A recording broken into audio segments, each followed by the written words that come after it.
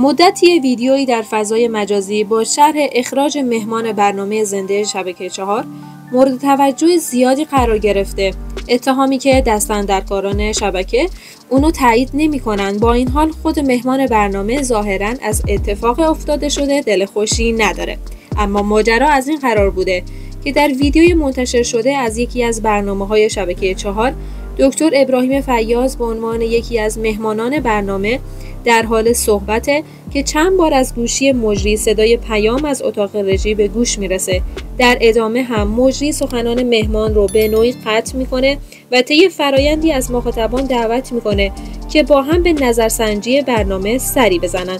اما در برگشت به استودیو دیگه از دکتر فیاض خبری نیست و برنامه بدون هیچ توضیحی با مهمان دیگه ادامه پیدا میکنه. انتشار این ویدیو در فضای مجازی این ذهنیت رو ایجاد کرد که مهمان برنامه عملاً در میانه برنامه زنده اخراج شده. خود ابراهیم فیاض، جامعه شناس و استاد دانشگاه هم درباره اتفاق برنامه در این شبکه گفت که در ابتدا قرار بود درباره اقتصاد و جامعه و سرمایه اجتماعی و کمی هم درباره مباحث روز صحبت کنیم. بحث علمی هم بود و نه ایدئولوژیک که یکباره صحبت بنده رو قطع کردند. سپس یه نفر بیرون اومد و در گوش من گفت میکروفون خرابه، بیایید بیرون. و در ادامه گفت من در ابتدا از مسکن اجتماعی گفتم، از مسکن دانشجویی گفتم و همچنین عنوان کردم که دانشگاه فقط محل آموزش نیست بلکه یک واحد اجتماعی است. که بعد این اتفاق افتاد و اون فردی که پشت میکروفون بود به شدت داد و قال میکرد.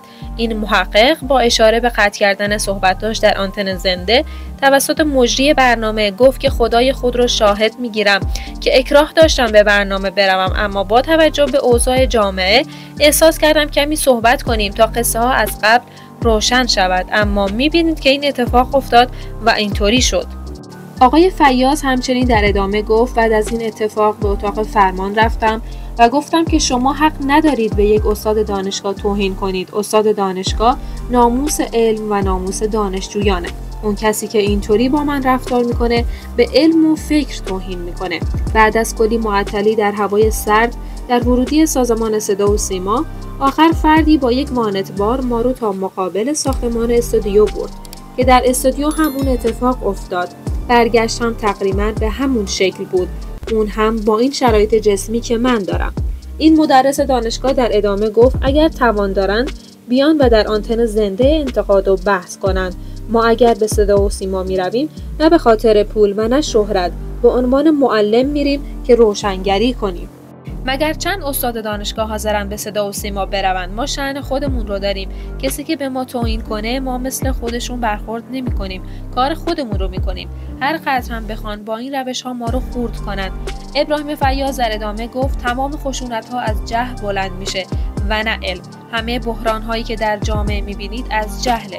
جاهلیت یعنی ادامه خشونت، یعنی ادامه بحران، یعنی ادامه ترور و تروریست و رسانه در این میان باید آگاهی بخش باشد.